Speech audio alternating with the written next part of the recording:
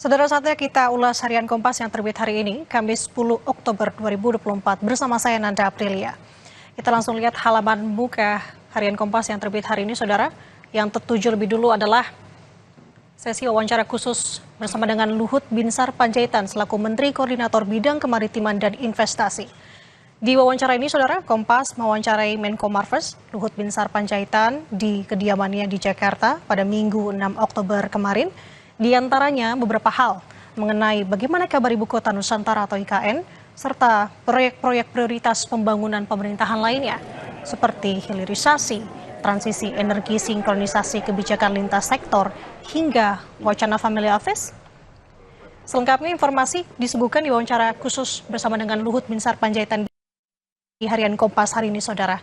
Kita bergeser ke informasi lainnya yang juga tidak kalah menjadi sorotan akhir-akhir ini adalah pernyataan yang disampaikan oleh Presiden terpilih Prabowo Subianto, dan informasi ini disajikan di harian Kompas dengan judulnya Prabowo libatkan Menteri Jokowi. Prabowo Subianto menegaskan akan merangkul semua kelompok dalam kabinetnya.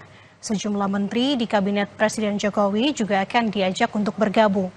Transisi kepemimpinan dari Presiden Joko Widodo ke Prabowo Subianto diperkirakan bakal berjalan mulus, saudara. Kenapa tidak? Tidak hanya menunjukkan kebersamaan, Jokowi dan Prabowo juga kerap bertukar pikiran mengenai keberlanjutan program-program pemerintahan. Prabowo bahkan akan mengajak sejumlah menteri Jokowi untuk bergabung dalam kabinetnya nanti. Sinyal pelibatan sejumlah menteri Kabinet Indonesia Maju dalam pemerintahan mendatang disampaikan Prabowo pada penutupan BNI Investor Daily Summit di Jakarta pada Rabu kemarin. Prabowo menyampaikan, ibarat menyusun tim kesebelasan sepak bola, yang dicari adalah pemain-pemain terbaik.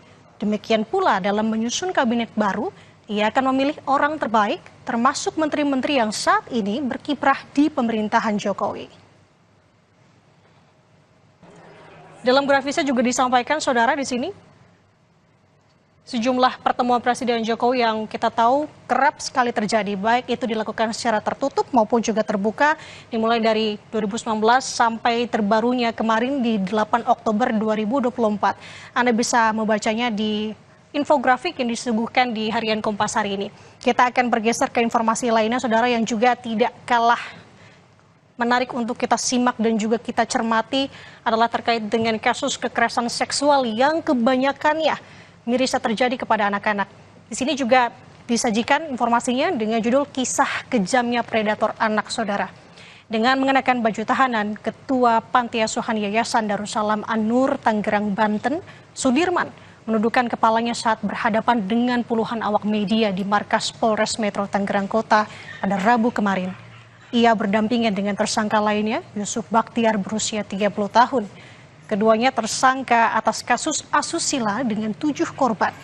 4 korban anak-anak, yakni DS berusia 8 tahun, FMK berusia 13 tahun, MS berusia 14 tahun, dan RK berusia 16 tahun.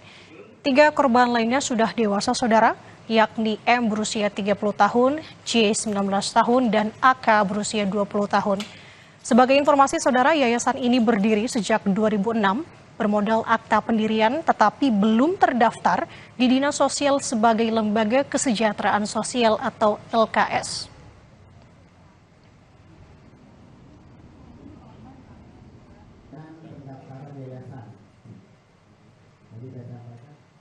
Untuk informasi lengkapnya Anda bisa membaca harian Kompas hari ini, saudara, atau bisa mengaksesnya juga melalui kompas.id.